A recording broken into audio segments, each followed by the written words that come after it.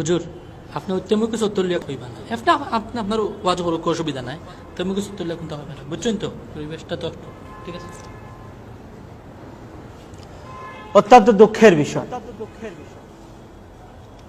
আমাকে আসার পথে সভাপতি সাহেব ফোন দিছিলেন দিয়ে বলেছেন উনি আমাকে যে আমি তেমুকি চত্বর নিয়ে যাতে কিছু না বলি। এখন আপনারাও দেখলেন আপনাদের সামনে উপস্থাপক উনি এসে আমাকে বলতেছেন তেমুকি চত্বর নিয়ে কিছু না বলার জন্য। আমরা এখানে কোরআন হাদিসের কথা বলতে এসেছি, কোরআন হাদিসের কথা শোনার জন্য এসেছি। এখানে তেমুকি চত্বর নিয়ে কথা বলতে আসি নাই। তেমুকি চত্বরে যদি ইসলাম বিরোধী কিছু না হয় আমরা তেমুকি চত্বর নিয়ে কিছুই বলবো না। হুজুর আপনারা কইলাম এই ব্যাপারে কিন্তু মাত্তা না আপনি বারবার এই জিনিসটা কইরা আপনি থামেন, আপনি থামেন, আমাকে কথা বলতে দেন। আমি এখানে এসেছি কথা বলার জন্য। আমরা তেমুকি চত্বরের বিরুদ্ধে নয়, আমরা তেমুকি চত্বরের বিরোধিতা করি না। তেমুকি চত্বর হোক সেটা আমরা চাই, কিন্তু এই তেমুকি চত্বরে ইসলাম বিরোধী কিছু হলে সেটা আমরা মুসলমান কখনোই সহ্য করতে পারবো না। তেমুকি চত্বরে ইসলাম বিরোধী কিছু হলে সেটা আমরা ভেঙে গুড়িয়ে দিব ইনশাআল্লাহ। তেমুকি চত্বর হবে সেটা আমরা চাই, তেমুকি চত্বর হোক সেটা আমরা চাই, কিন্তু কিন্তু এই বাংলার জমিনে ইসলাম বিরোধী কিছু হবে সেটা আমরা মুসলমান হিসেবে কখনোই মেনে নিতে পারবো না। আমি বলতে চাই উপস্থিত মজলিসে কিরাম, আমি আপনাদের কাছে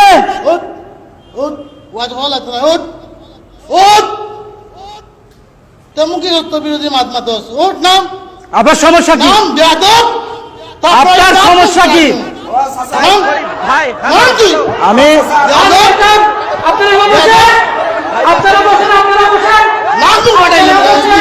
এখানে সামান্য বুঝবো রয়েছে আপনারা বসেন। ইসলাম বিরোধী কোনো কিছু হলে তেমুকি চত্বরে আমরা বলবো সেটা ইসলামের দাবি। আপনারা বসেন, কখনো ইসলামী বিষয় নিয়ে আমরা বলতে চাই না, আমরা বলতে হবে। আমাকে দেন, আমাকে দেন, কথা বলতে হবে। আপনারা থামেন, আমি আপনার চেয়ারম্যান করে আল্লাহ রাস্তায় আপনারা বলতে আজকের মাহফিল হইব, কোনো সমস্যা না ভাই, বলতে ভাই ভাই বলতে আপনারা উত্তেজিত হইব না। আজকের এই মাহফিল হইব, আজকের মাহফিল চলছে চলবে। এই মাহফিলে যারা বাধা দেওয়ার চেষ্টা করতেছে তারা প্রকাশ্যে আমরা বিচার করব।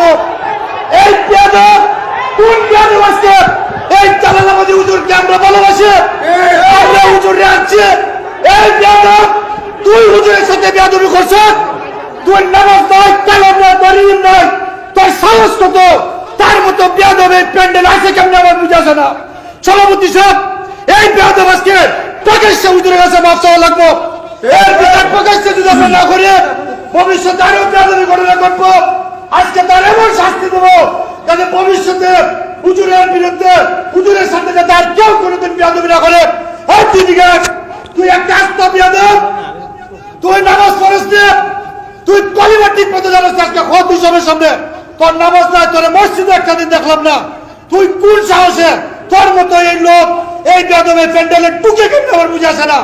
তুই মাস্তা হুজুরের সাথে মাস্তা দিবাসকে তুই প্রকাশ্যে আপনারা বকা, তুই হুজুরে খুশি কর। আপনারা বসেন, আপনারা বসেন।